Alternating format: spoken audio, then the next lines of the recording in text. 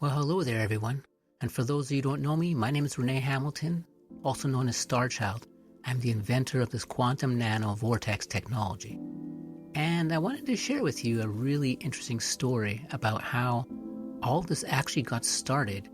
And it has a lot to do with this HUUU image here that you see. And this was actually the beginning of how this all came together. And the story is pretty interesting. So I'll just give you a bit of insight into what happened. It should be maybe 5 minutes for me to explain it all to you and just give you a little bit of history as to how this all came together. And so it was about, not sure, possibly 2006, 2007 or so. And I've taught myself how to do graphic art, artistry many years earlier. And my brother was always very artistic, and my father was very artistic as well, and that artistry ran in the family. And so one day I was doing some work on my computer, some artwork, and I had a strong vision come into my mind, very strong vision. And it was the letters HUUU, H-U-U-U-U-U. So HUUU. And I saw it floating around a blue star, and which I called the blue star of soul. And I had that image sort of seared into my consciousness.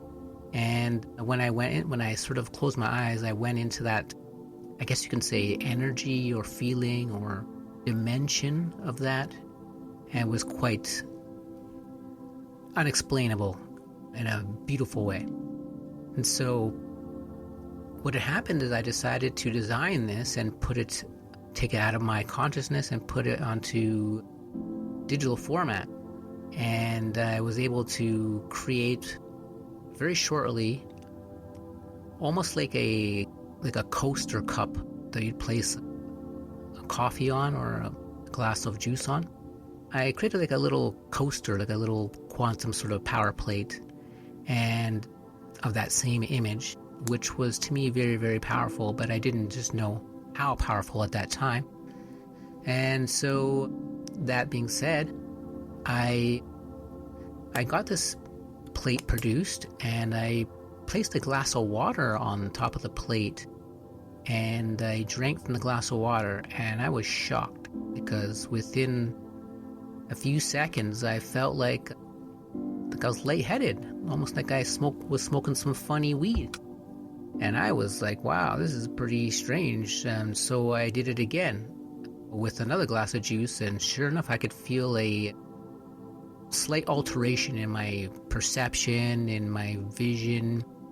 Just overall felt kind of spacey, I guess you could say. Life seemed a little more interesting. Things were starting to pop up in my perception that were unusual. And this was all within a few minutes. And so I had called one of my best friends at the time, Deborah, and she lived about 10 minutes away. And I told her I wanted to show her something, but I wouldn't tell her what it was. And so she said, okay, come on over. And I got to her place and went into her apartment, and I put this little plate on her kitchen counter, and I said, I want you to get a glass of water and put it on a plate for a few seconds and then drink the water and tell me what happens. And so that's what she did. She got the got a glass of water, put on a plate, and drank it. And within seconds, she was like, whoa, what's going on? Like, I feel funny. And I asked her, well, what do you feel? She said, well, I feel lightheaded, but the colors got all of a sudden brighter, like my vision got brighter and more crisp. And so then she had another glass of water, and the same thing again. She was like, whoa, it's like high definition vision. And both of us were having this water and giggling and laughing. And it was quite interesting because we'd never experienced anything like that before. However, it actually got too much. Actually, after 15 minutes or so, it just started to get too much, almost like I drank. Like, I'm not a coffee drinker, okay? However, I would assume that's what drinking like 100 cups of coffee would feel like I almost got too jittery and kind of feeling a little funny. And so, anyways, I had taken my plate back, and I went back home. And then suddenly I started to notice over the next week something wasn't right. I started to feel again like this energy, this almost like I had too much energy. My nerves were kind of like jittery, almost like the heart's kind of racing, even though you're not sort of running or doing any activity. There's this overactive nervousness for some reason, and I couldn't figure it out. And I realized that the plate I made, the HUUU quantum vortex, was actually a portal, and that's not a bad thing. What was interesting is that the energy coming out of that portal was like a fire hydrant.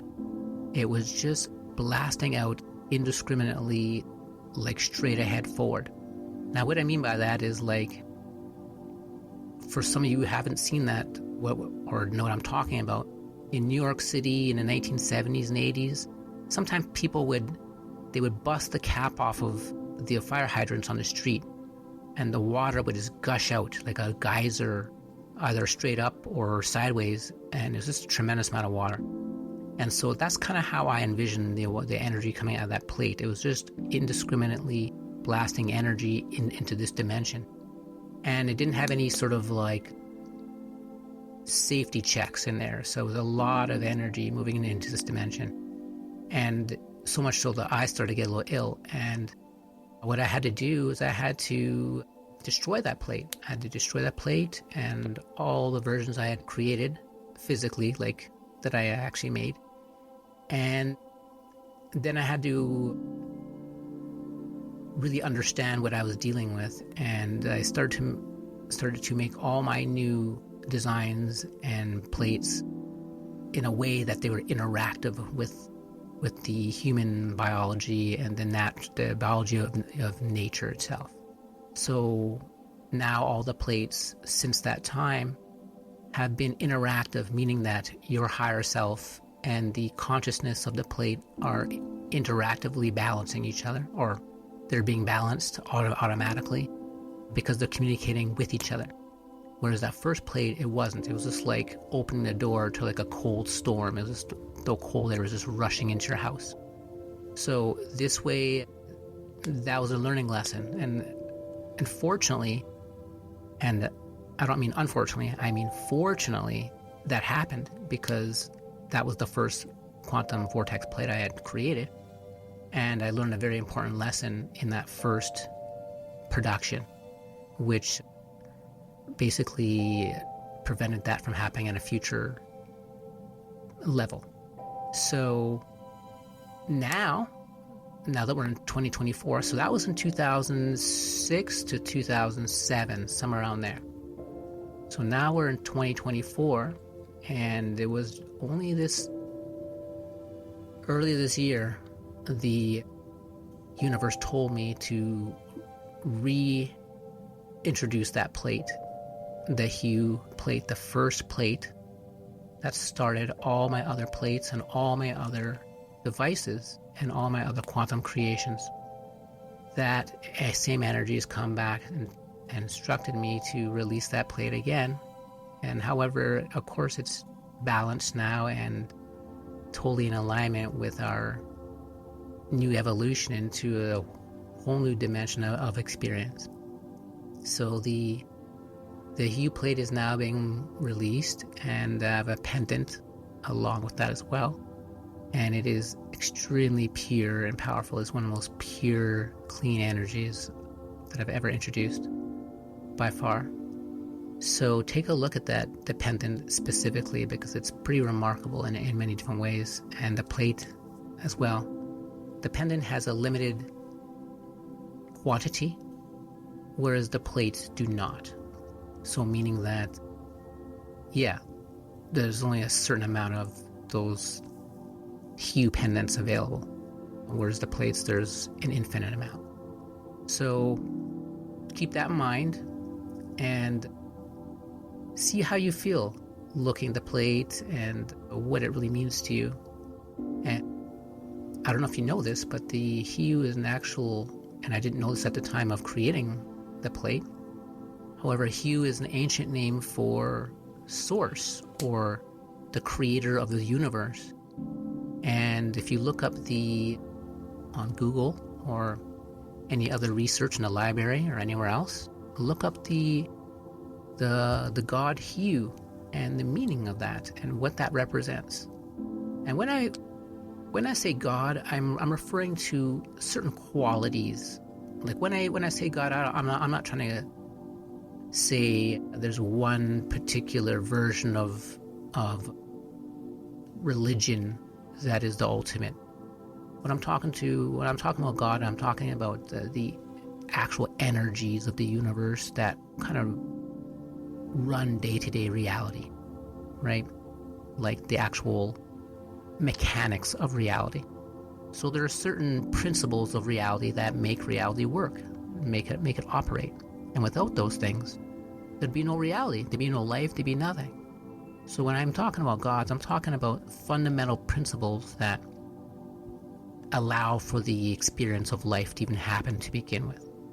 And one of those principles is represented by the word HUUU. And HUUU means the first utterance, or the first creation, the first intelligence that started creation. And it's actually symbolized by an Egyptian deity or god that it mastered the ability to speak creation into existence. And what I mean by that are there are other gods, allegedly, who had found other ways to create reality into existence. However, this one particular intelligence called HUUU discovered a way to speak reality into existence, to create whole worlds and universes just by speaking it into existence. There's obviously a greater technical reason how that can happen. I'm sure that when you get to that state of consciousness, you'll know the logic to how to make that happen. However, each person who exists in the universe has their own unique type of logic that is specific to them and is magical. And there are infinite ways to perceive reality and to understand reality and to create and explore reality. So there's not any one way to do anything. So as we move through our own mind and our own consciousness and our own imagination and discover all that we are capable of doing and being, we will discover this unique way that we have to look at life and to understand where the source of that power is coming from, that power that is allowing us to stay awake, to be intelligent, to think, to imagine, to dream, and to have a will in reality. And that power has never left us. It's always here. The question is, what are we doing with that power? And that power is basically the power of you, the power of existence, right? Every decision you have or you make has a major impact. I mean, you can ruin your life right now just by making one bad decision. Or you can change your life around and make it a total paradise by making one good decision. And we all know that. It's just that sometimes we don't have the discipline or practice or understanding how to maintain our mind to be focused on one particular thing at any particular time. Usually our mind is being pulled in many different directions. We have wild thoughts coming into our mind and distracting us from what's really important. And so learning how to understand what your mind is doing and how to get it under some sort of control, it's pretty important, because it's the operating system you're using to look at reality. So yeah, using these tools I've created here help clear your mind of all sorts of useless information and programs and habits and just illogical thoughts that are not serving you in terms of you discovering the true nature of what you are. So, yes, take a look into the HUUU and start to look inward and understand that just your voice, just the way you speak, just the way you think is actually creating your reality. And it's really important to understand that time is an illusion. It'd be best to stop thinking about yesterday and tomorrow and just understand that this current live interactive reality is infinite and it's constantly changing. So it's kind of like an artist's canvas, but the art you're painting on it is continually changing in every moment. So you just gotta go with the flow. You gotta create on the fly every moment and not think about your old previous paintings or creations. You just create in the moment, and that way you're not distracted by future goals and past regrets, because both of those things will keep your mind in an uncreative state. Only when you're in the current present moment can you actually interact with reality. So you can't interact with reality if you're focused on the past or the future, because those worlds simply do not exist right now. So if you want to actually interact with reality, you gotta do everything in your power to let go of the idea of the past and the future, because just believing in those ideas, just believing in them, is distracting you from noticing what is happening right now and how unbelievably unlimited you are right now. Because your mind was fixed upon past ideas of who you think you are, past limited memories, rather than brand new creative imagination. I mean, there's two ways to look at reality: through your memories, which never say anything new, or through your imagination, which always sees everything new. Those are only two ways to see reality: through your memories that never say anything new, or through your imagination that always sees everything new. Those are your only two options. So if you want to live through your memories, then you're not going to have a good time. You're going to be very bored and miserable, and pretty much life's not worth living. That's why they always say people who live in the past are always miserable. Well, we all know that. Well, why is that? Because nothing ever changes. How could you enjoy life if you're just staring at the same reruns, the same soap operas every day over and over again, if everything's the same?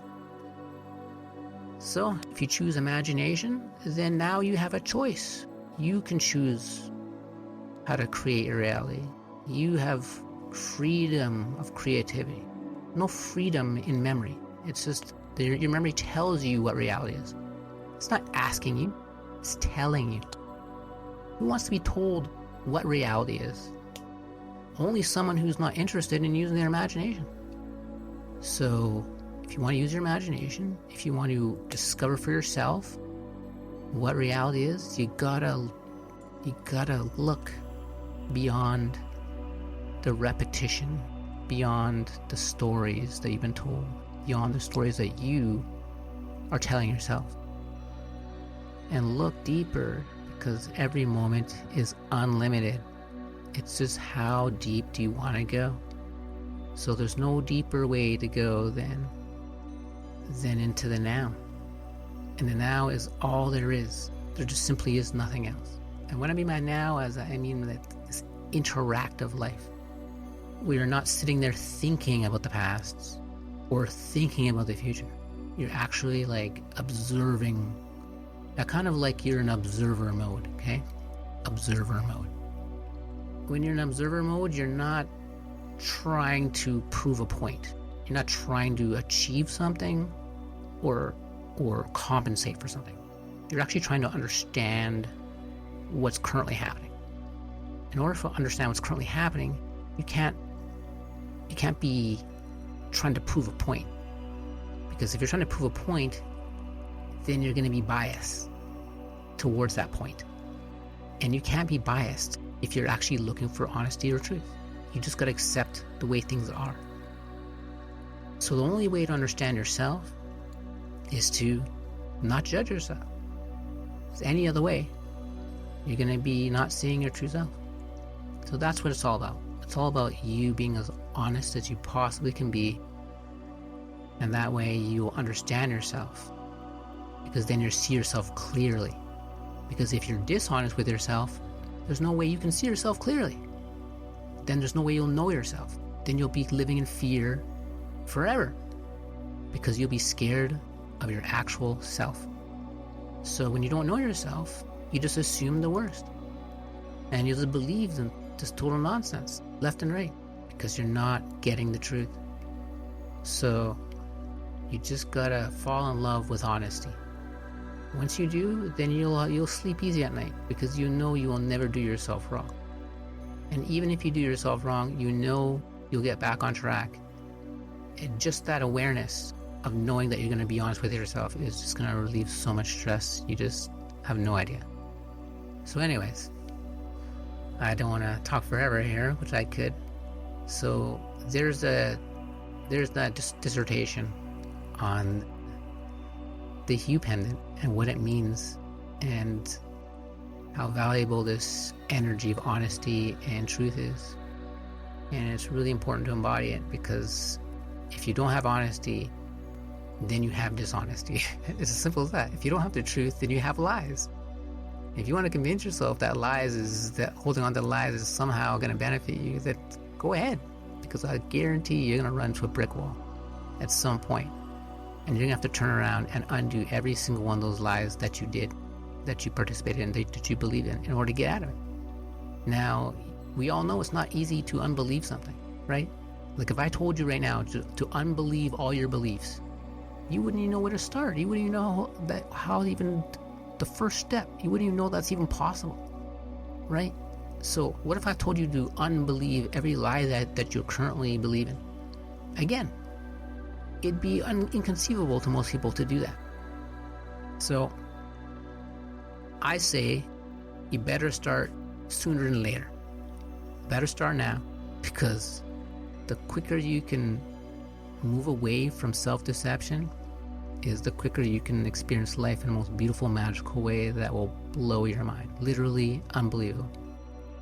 I mean unbelievable, because it's beyond belief. It's actually a world of infinite imagination. Just like children. That's the world they live in. The world of infinite imagination. So yeah, to them life is magical, because they're creators. They're having fun with their imagination. They're not locked into serious beliefs that are hell-bent on not changing. All beliefs are fear-based.